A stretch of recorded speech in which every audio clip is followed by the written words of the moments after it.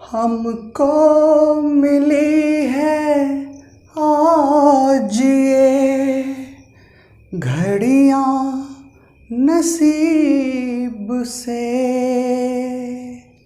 जी भर के देख लीजिए हमको करीब से, फिर आपके नसीब में ये रात हो न हो, शायद फिर इस जन्म में मुलाकात हो न हो, लग जा गले से फिर ये हंसी रात हो न हो, शायद फिर इस जन्म में मुलाकात हो न हो, लग जा गले से। हेलो फ्रेंड, मैं हूं भारती सर और स्वागत करता हूं आप सभी का सार्थक क्लासेस दरभंगा के ऑनलाइन यूट्यूब प्लेटफॉर्म पर। तो आज हम लोग एक बेहतरीन चीज़ पढ़ने वाले हैं। बिहार पॉलिटेक्निक स्पेशल क्लास अभी चल रहा है जो फिजिक्स की चल रही है। इस फिजिक्स का आज तीसरा क्लास है, 2 क्लास ऑलरेडी हो चुका है। तो पहला चैप्टर जो हमने शुरू किया है वो है रिफ्लेक्शन ऑफ लाइट, प्रकाश का परावर्तन, जिसमें प्रकाश क्या होता है वो डिटेल से हमने पढ़ लिया और उस पर आधारित कुछ न्यूमेरिकल्स भी हमने कर लिया है। आज उसके आगे का कहानी हम लोग शुरू करने वाले हैं। आज थ्योरेटिकल पार्ट है। तो और आज का जो क्लास है वो बिहार पॉलिटेक्निक के साथ साथ सेंट्रल टीईटी जो 6 to 8 साइंस पेपर लिए हुए हैं ये उनको भी मदद करेगा। साथ साथ जो रेलवे की तैयारी करते हैं या अन्य जनरल कंपटीशन की तैयारी करते हैं जहां से साइंस का क्वेश्चन फिजिक्स से आता है, तो इस टॉपिक से जो अभी पढ़ने वाले हैं यहाँ से क्वेश्चन आता है तो आपका वो भी कवर हो जाएगा। और एक आग्रह है आपसे कि अगर मेरी चैनल पर आप पहली बार हैं और ये वीडियो देख रहे हैं और आपको देखने में मज़ा आ रहा है तो पक्का इसको सब्सक्राइब कर दें और लाइक भी कर दें। और यकीन मानिए आपको मज़ा आएगा। बस मेरे साथ बने रहिए वीडियो के आखिरी तक। तो आइए शुरू करते हैं। आज का जो हमारा पहला टॉपिक है और आज थ्योरेटिकल पार्ट होने वाला है, लेकिन क्वेश्चन तो आते हैं यहाँ से। और एक भी चीज़ मैं छोड़ नहीं रहा हूँ, एक भी चीज़ मैं छोड़ नहीं रहा हूँ, ना छोड़ूंगा। एक एक चीज़ पढ़ाऊँगा 0 लेवल से लेकर के, और जिस लेवल तक क्वेश्चन आता है 11th 12th वहाँ से भी कुछ क्वेश्चंस आते हैं तो उस लेवल को भी मैं टच करूँगा। कोई दिक्कत नहीं है, कोई परेशानी नहीं है, एकदम बेहतरीन तरीके से आप समझेंगे। बस वीडियो में बने रहें तो ही आपको मज़ा आने वाला है फ्रेंड्स। तो देखिए, सबसे पहले शुरू करते हैं। तो आज का जो हमारा पहला टॉपिक है वो टॉपिक है प्रदीप्त पिंड। ये क्या है? प्रदीप्त पिंड, जिसको इंग्लिश में बोलते हैं लुमिनस, LUMINOUS,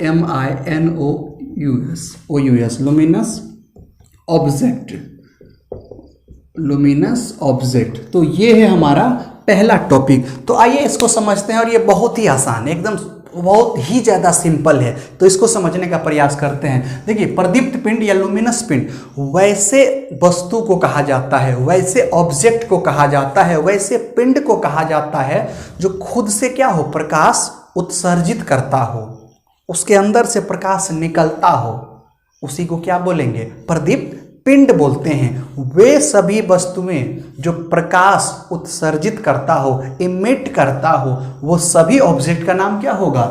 प्रदीप्त पिंड होगा। तो ये तो हुआ डेफिनेशन। लेकिन एग्जाम में क्या आएगा? आपको ऑब्जेक्ट कुछ ऑप्शंस दे देंगे, 4 ऑप्शन दे देंगे और तब पूछेंगे कि इनमें से कौन सा प्रदीप्त पिंड है, लुमिनस ऑब्जेक्ट है, वो हमें चुनना है।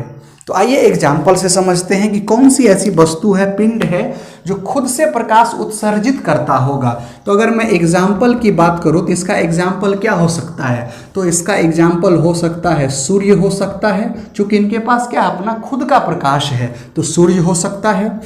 और क्या हो सकता है? तारे हो सकते हैं, तारा का भी क्या होता है? अपना खुद का प्रकाश होता है, तो तारे हो सकते हैं। फिर क्या हो सकता है? तो जुगनू बोल सकते हैं, ये जुगनू। और एक चीज मैंने बताया था कि जुगनू के प्रकाश को क्या बोला जाता है, ये मैंने बताया था। जुगनू के प्रकाश को, जुगनू के प्रकाश का नाम होता है जैन प्रकाश। तो जुगनू हो गया। उसके बाद और कौन होगा? बल्ब होगा। और ये कौन सा बल्ब होगा? तो भाई जलता हुआ बल्ब होगा। बल्ब मतलब जलता हुआ बल्ब ही होता है, बल्ब हो सकता है। और क्या हो सकता है? तो मोमबत्ती हो सकता है। और इस तरह के ढेर सारे एग्जाम्पल्स हो सकते हैं, बहुत सारे एग्जाम्पल्स हो सकते हैं। तो बताइए ये जितने भी एग्जाम्पल्स हैं, क्या सभी खुद के प्रकाश उत्सर्जित नहीं करता है? क्या खुद का प्रकाश इमिट्स नहीं करता है? तो करता है। तो ये सभी के सभी एग्जाम्पल्स क्या कहलाएंगे? लुमिनस ऑब्जेक्ट कहलाएंगे, प्रदीप्त पिंड कहलाएंगे। चलिए ये तो आपने समझ लिया होगा। आइए अब दूसरा चीज समझते हैं, अप्रदीप्त पिंड। अप्रदीप्त पिंड जिसको बोलते हैं non luminous object, luminous object, ये हो गया इसका इंग्लिश नेम। चलिए आइए इसको समझते हैं, ये होता क्या है। देखिए अ मतलब होता है नहीं, अब प्रदीप्त मतलब होता है प्रकाश उत्पन्न करना, पिंड मतलब वस्तु होता है। तो यहाँ पर अ लग गया, इसका मतलब क्या हो गया कि यह प्रकाश स्वयं से उत्सर्जित नहीं करता होगा। और प्रदीप्त मतलब क्या हुआ? जो स्वयं उत्सर्जित करे। तो बताइए वैसी वस्तुएं जो प्रकाश खुद से ना उत्पन्न करता हो, जिसका खुद का प्रकाश अपना प्रकाश न हो, उसी ऑब्जेक्ट का नाम क्या होगा? उसी का नाम होगा अप्रदीप्त पिंड होगा। तो चलिए मेन एग्जाम्पल्स होता है कि इसके एग्जाम्पल्स क्या क्या हो सकते हैं। तो इसके एग्जाम्पल्स तो प्रदीप्त पिंड के तुलना में हजारों अधिक हैं। तो इसके एग्जाम्पल्स क्या हो सकते हैं? तो इसके एग्जाम्पल्स हो सकते हैं चंद्रमा। चंद्रमा का खुद का प्रकाश नहीं होता है, वो सूर्य के प्रकाश से चमकता है, रिफ्लेक्शन के कारण हमें दिखाई देता है, तो चंद्रमा हो जाएगा। और क्या हो सकता है? तो बहुत सारा हो सकता है, जैसे ये बोर्ड है, तो ये बोर्ड भी हो सकता है। इसका एग्जाम्पल तो जितना लेना चाहें उतना ले सकते हैं। दीवार हो जाएगा। इसका एग्जाम्पल बहुत सारा, जितना मन करे ले लीजिए। लकड़ी हो गया, कोयला हो गया, जितना जो मन करे, शरीर हो गया। तो ये सब एग्जाम्पल्स क्या प्रकाश पास होगा? मतलब ये क्या होगा? प्रकाश उत्सर्जित करेगा क्या? नहीं करेगा। तो वे सभी ऑब्जेक्ट, वे सभी वस्तुएं जो खुद प्रकाश उत्सर्जित न करता हो, उसी का नाम क्या हो जाएगा? उसी का नाम अप्रदीप्त पिंड हो जाएगा। और प्रदीप्त में खुद का प्रकाश रहेगा। तो चलिए ये दो टॉपिक यहाँ से क्लियर हुआ। अब बात करते हैं तीसरे टॉपिक की। तो अब बात करते हैं कुछ किरण के बारे में, और सारा जो रिलेटेड है वो सभी हम लोग अभी चर्चा करने वाले हैं। तो चलिए अब बात करते हैं किरण पुंज की। ध्यान से देखिएगा, आप किसकी मैं बात कर रहा हूं? किरण पुंज की बात मैं कर रहा हूं। इसको इंग्लिश में बोलते हैं बीम ऑफ लाइट बोला जाता है, बीम ऑफ लाइट। मैं इसकी बात कर रहा हूं। तो देखिए किरण पुंज होता क्या है? पुंज मतलब समूह होता है, पुंज मतलब समूह होता है। और किरण पुंज इसका मतलब क्या हुआ? जहां पर, और ये किरण पुंज मतलब क्या हुआ कि किरणों का समूह होगा, जहां बहुत सारी लाइटें होंगी, बहुत सारी, उन्हीं का नाम क्या देंगे? किरण पुंज देंगे। तो किरण पुंज का मतलब क्या हुआ? किरणों के समूह को किरण पुंज कहते हैं। जहां पर बहुत सारे किरण होंगे उसी को किरण पुंज कहते हैं। जैसे हम ही लोग जब जैसे बहुत सारे लोग जमा हो जाते हैं, भीड़ लग जाती है, बहुत सारे लोग जब जमा होते हैं तो उन्हीं का नाम भीड़ है। बहुत सारे लोग हैं, उसी तरह बहुत सारी किरण जब एक जगह जमा हो जाती है उसी का नाम किरण पुंज हो जाएगा। जैसे हम लोगों के लिए भीड़ शब्द होता है, उसी तरह किरण के लिए पुंज शब्द होगा। आई थिंक समझ में आ गया होगा। चलिए देखिए ये जो किरण पुंज है ये 3 तरह के होते हैं। ये कितने तरह के होते हैं? ये 3 तरह के होते हैं। ध्यान से समझिएगा, एकदम ध्यान से समझिएगा। ये 3 तरह के किरण पुंज होते हैं। जैसे देखिए मैं पहला नाम रख रहा हूं अपसारी, अपसारी इसका पूरा नाम होगा अपसारी किरण पुंज, जिसको इंग्लिश में बोलते हैं डाइवर्जेंट, इसको बोलते हैं डाइवर्जेंट। और दूसरा जो होता है वो होता है अभिसारी, पूरा नाम क्या होगा? अभिसारी किरण पुंज, इसको बोलते हैं कन्वर्जेंट, इसको बोला जाता है कन्वर्जेंट।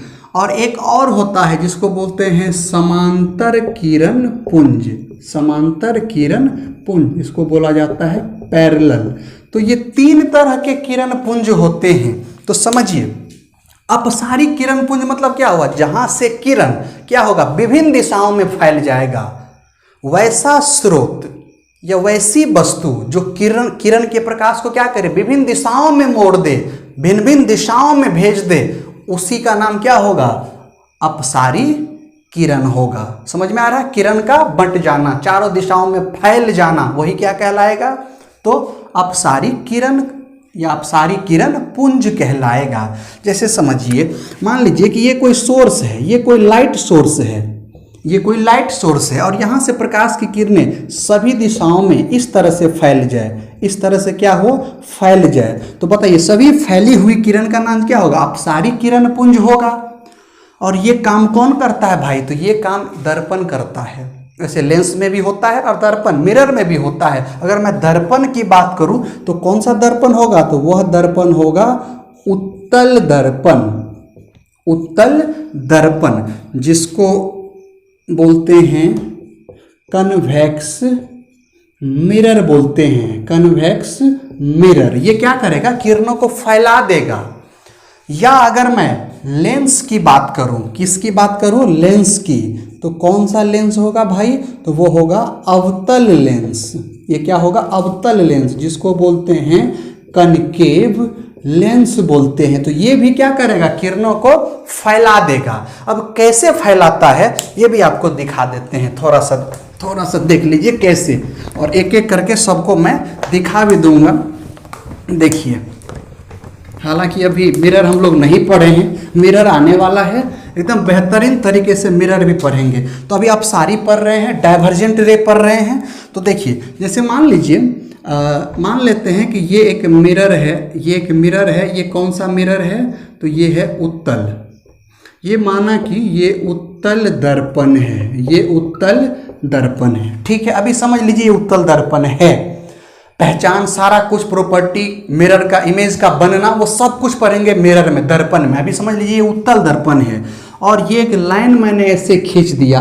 अभी बस समझिए इसका नाम कुछ है, इसका नाम कुछ है। अभी कुछ भी ज़्यादा नहीं बता रहा हूँ, जब दर्पण पढ़ाऊंगा तो वहाँ बताऊंगा कि ये क्या है। चलिए, अब देखिए प्रकाश की किरण को क्या करते हैं? ऐसे देते हैं, ध्यान दीजिएगा। ये प्रकाश की किरण ऐसे जा रही है, इसको मुख्य अक्ष, चलिए नाम दे ही देते हैं, जरूरत पड़ रही है। तो इसको बोलते हैं मुख्य अक्ष बोलते हैं, प्रिंसिपल एक्सिस बोला जाता है।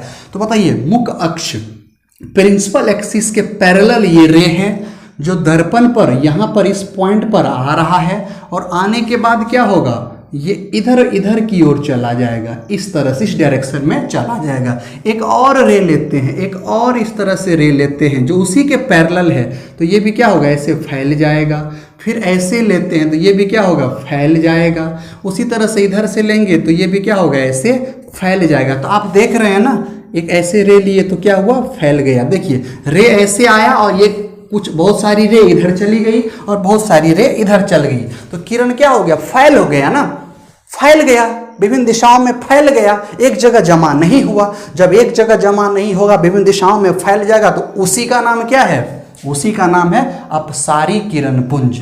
अब ध्यान दीजिए, अपसारी किरण पुंज में एक चीज और बता देते हैं। जब किरण फैल जाएगा, बताइए, तो वहां पर गर्मी होगी, हीटिंग इफेक्ट होगा? नहीं होगा। तो यहां पर मैं हीट की बात करूं, किसकी मैं बात करूं? हीट की बात करूं, उष्मा की बात करूं, इसको बोलते हैं हिंदी में उष्मा। अगर मैं उष्मा की बात करूं तो वो घट जाएगा। वो क्या हो जाएगा? घट जाएगा। और लाइट की मैं पावर इंटेंसिटी की बात करूं, तीव्रता की बात करूं, तीव्रता शक्ति की बात करूं, तो वो भी क्या होगा? वो भी घट जाएगा। तो अगर मैं बात करूं इंटेंसिटी की, इंटेंसिटी पावर की मैं बात करूं तो वो भी क्या होगा, वो भी क्या होगा, घट जाएगा। और मैं अगर बात करूं किसकी, एनर्जी की, अगर मैं बात करूं एनर्जी मतलब ऊर्जा की अगर मैं बात करूं तो बताइए जहां पर रे तो फैल रहा है तो एनर्जी भी क्या होगा, उसका डिक्रीज हो जाएगा, एनर्जी भी क्या हो जाएगा, डिक्रीज हो। तो आपको ये 3 पॉइंट याद रख रहे हैं, एनर्जी, हीट और इंटेंसिटी ऑफ लाइट या इंटेंसिटी पावर ऑफ लाइट, ये तीनों के तीनों क्या होंगे, कम हो जाएंगे। किस में हो जाएंगे, तो डाइवर्जेंट रे में हो जाएंगे, अपसारी किरण पुंज में हो जाएंगे। तो आई थिंक अब आपको समझ में आ गया होगा। चलिए अब बात करते हैं किसकी, तो अभिसारी किरण पुंज की मैं बात कर रहा हूं। तो एकदम ध्यान से देखिए, अगर आपको मजा आ रहा है तो लाइक सब्सक्राइब भी करते रहिए, नहीं किए हैं तो, और देखिए और भी इंटरेस्टिंग, आपको और भी मजा आएगा। एकदम बेहतरीन टॉपिक हम लोग पढ़ रहे हैं। चलिए अब बात करते हैं किसकी, अभिसारी किरण पुंज की। ध्यान दीजिएगा, अब बात किसकी कर रहे हैं, अभिसारी किरण पुंज की मैं बात कर रहा हूं। इसको बोलते हैं कन्वर्जेंट बीम ऑफ लाइट, अपसारी को बोला जाता है कन्वर्जेंट। तो बताइए, देखिए यहां क्या होगा कि प्रकाश की किरणें एक बिंदु पर आकर के मिलेगी, एक जगह आकर के मिलेगी, उसी का नाम क्या होगा, अभिसारी किरण। उसी का नाम क्या होगा, अभिसारी किरण। जैसे देखिए, मान लीजिए कि विभिन्न दिशाओं से रे आ रही है, इधर से भी आ रही है, इधर से भी आ रही है, इधर से भी आ रही है, इधर से भी आ रही है, इधर से भी आ रही है और इधर से भी आ रही है, और एक बिंदु पर आकर के मिले। विभिन्न दिशाओं से जब प्रकाश की किरण एक बिंदु पर आकर के मिलती है तो उसी किरण पुंज का नाम क्या होता है, अभिसारी किरण पुंज होता है। अब बात समझ में आ रही होगी। अब देखते होंगे इस तरह का इंस्ट्रूमेंट बॉक्स में मिलता है, इस तरह का आपको मिलेगा, और लाइट में ऐसे रखते हैं तो एक बिंदु बनता होगा, एक बिंदु, और वह बिंदु उस लेंस का फोकस होता है। क्या होता है, फोकस, क्योंकि फोकस पर सभी प्रकाश की किरणें एक जगह मिलती है किसी लेंस में। किसी लेंस क्या बोले, उसका नाम अगर देना होगा तो नाम दे दूंगा उत्तल लेंस। उत्तल लेंस में तो ये उत्तल लेंस है, कन्वेक्स लेंस है। तो जब एक जगह पॉइंट आता है और कागज रखिएगा तो जलने लगता है, हथेली रखिएगा तो वो भी जल जाएगा। तो क्या होता है कि भाई लाइट जब एक जगह आती है तो उस लाइट का क्या होगा, इंटेंसिटी बढ़ जाएगा, एनर्जी बढ़ जाएगा, पावर बढ़ जाएगा, हीट बढ़ जाएगा। लेकिन ये शो कहाँ करता है, तो देखिए ये कैसे पता करेंगे कि अगर मैं दर्पण की बात करूं, मैं केवल दर्पण के एग्जांपल से समझा रहा हूं, अभी लेंस वाला नहीं लिया है, जब लेंस पर आऊंगा तो बता दूंगा। चलिए दर्पण से ही मैं ले रहा हूं। चलिए माना कि ये जो दर्पण है ये है अवतल दर्पण। कौन सा दर्पण है, अवतल दर्पण, जिसको इंग्लिश में बोलते हैं कनकेव मिरर। ये कोई मेरा कनकेव मिरर है, और ये जो लाइन मैंने खींचा, ये जो लाइन है, इस लाइन का नाम अभी मैंने क्या बोला, मुख्य अक्ष या प्रधान अक्ष भी बोलते हैं। इंग्लिश में बोलते हैं इसको क्या, प्रिंसिपल एक्सिस बोलते हैं। तो चलिए इसका नाम मैंने दे दिया मुख्य अक्ष। ये मुख्य अक्ष है। तो बताइए, देखिए मुख्य अक्ष के समांतर प्रकाश की किरणें ऐसी जा रही है, एक और ले लेते हैं, नीचे से ऐसी जा रही है। चलिए, तो मुख्य अक्ष के समांतर जब प्रकाश की किरणें जाती है तो दर्पण से टकराने के बाद प्रिंसिपल एक्सिस को जहां पर कट करता है उसी पॉइंट का नाम होता है फोकस। तो अभी नाम नहीं दे रहा हूं, बस बता रहा हूं कि एक जगह कैसे मिलती है। तो ऐसे पास कर जाती है इस तरह से। तो ये तो एक रे हुआ, तो ऐसे बहुत सारे रे होंगे जो ऐसे पास करेंगे, इधर से लेंगे तो ये भी ऐसे चला जाएगा। तो बताइए इस पॉइंट पर आकर के क्या हो गया, लाइट एक जगह मिल गया। अगर एक जगह मिल जाएगा तो बताइए गर्मी लगेगी ना ज़्यादा, गर्मी लगेगी ना ज़्यादा। तो इसका मतलब यहाँ पर क्या होगा, अगर मैं हीट उष्मा, हीट मतलब उष्मा होता है, अगर हीट की बात करूँ, उष्मा की बात करूँ, गर्मी की बात करूँ तो वो क्या होगी, ज़्यादा होगा, तो हीट बढ़ जाएगा। अगर हीट बढ़ जाएगा तो उसकी एनर्जी भी क्या होगी, बढ़ जाएगी। पढ़ेंगे हम लोग इलेक्ट्रिसिटी में H = I² वहाँ पर पढ़ाएंगे उष्मा के बारे में। फिलहाल देख लीजिए, हीट बढ़ेगा तो एनर्जी भी क्या होगी, बढ़ जाएगी। तो एनर्जी भी क्या होगा, एनर्जी लेवल भी बढ़ जाएगा। ये दो बातें हुई। और मैं बात करूँ इंटेंसिटी की, मैं बात किसकी करूं, इंटेंसिटी की, या इंटेंसिटी पावर ऑफ लाइट की मैं बात करूं तो वो भी क्या होगा, लाइट की तीव्रता क्या होगी, बढ़ जाएगी, चमक क्या होगी, बढ़ जाएगी। तो अब समझ में आ गया होगा कि अभिसारी किरण पुंज क्या होता है, वैसी किरणें जो एक बिंदु, वैसी सभी किरणें जो एक बिंदु पर आकर के मिले तो उसका नाम क्या होगा, अभिसारी होगा। और एक बिंदु से विभिन्न दिशाओं में फैल जाएगा तो उसका नाम अपसारी होगा। अब एक और बच गया जिसका नाम क्या है, समांतर किरण पुंज, पैरेलल रे पढ़ते हैं। अब देखिए समांतर किरण पुंज, पैरेलल बीम ऑफ रे क्या होता है, इसको भी समझ लेते हैं और फटाफट समझ लेते हैं। देखिए ध्यान दीजिए, ध्यान दीजिए। जैसे देखिए ये प्रकाश की किरण है, एक और प्रकाश की किरण मैंने ले लिया, एक और प्रकाश की किरण मैंने ले लिया, एक और प्रकाश की किरण, आप जितना चाहे उतना ले सकते हैं। और इनके बीच का डिस्टेंस कितना है, मैंने d माना, और इनके भी बीच का डिस्टेंस मैंने कितना माना, वही d माना, और इनके बीच का भी डिस्टेंस कितना माना, d माना। तो देखिए पैरेलल के लिए क्या कंडीशन है, कोई भी चीज पैरेलल तब होगा, पैरेलल के लिए कम से कम दो चाहिए, दो ऑब्जेक्ट, दो रे, चाहे कुछ भी पैरेलल होने के लिए। और मैं रे में किरण पढ़ा रहा हूं तो मैं किरण की बात करूंगा। तो किरण तो अनंत होते हैं, लेकिन समझने समझाने के लिए दो काफी हो जाता है, चार, दो चार काफी हो जाता है। बताइए कोई भी चीज पैरेलल कब होगा, जब उनके बीच का गैपिंग या डिस्टेंस बोले वो कभी भी -इन्फिनिटी से लेकर के +इन्फिनिटी तक कभी भी चेंज ना हो, कभी भी ना बदले, वही बना रहे, तब उस रे का नाम क्या होगा, पैरेलल रे, समांतर किरण कहलाएगा। तो मान लेते हैं कि इन्फिनिटी से रे आ रही है और इन्फिनिटी तक जाएगी और उनके बीच का डिस्टेंस हमेशा क्या मेंटेन किया हुआ, d है, तो उसी रे का नाम क्या होगा, इसी रे का नाम क्या होगा, इसी का नाम हो जाएगा समांतर किरण पुंज बोल सकते हैं इसको। अब समझ में आ गया होगा, तो वो समांतर किरण पुंज है। लेकिन इसके एग्जाम्पल्स क्या क्या हो सकते हैं, इसके एग्जाम्पल्स क्या क्या हो सकते हैं। जैसे अगर मैं बात करूं तो टॉर्च की, अगर मैं बात करूं किसके, टॉर्च की मैं बात करूं, जो टॉर्च हम लोग ये वाला यूज करते हैं, तो वहां से जो रे निकलती है वो क्या होती है, एकदम पैरेलल समांतर जाती है, तो वो एग्जाम्पल हो जाएगा इसका। और इसको अगर इस तरह से रे हमें प्राप्त करना हो, हमें चाहिए, तो कौन सा फिर ले लें, दर्पण कौन सा ले लें, तो इसके लिए समतल दर्पण, प्लेन मिरर बेहतर होता है एग्जाम्पल समझने के लिए।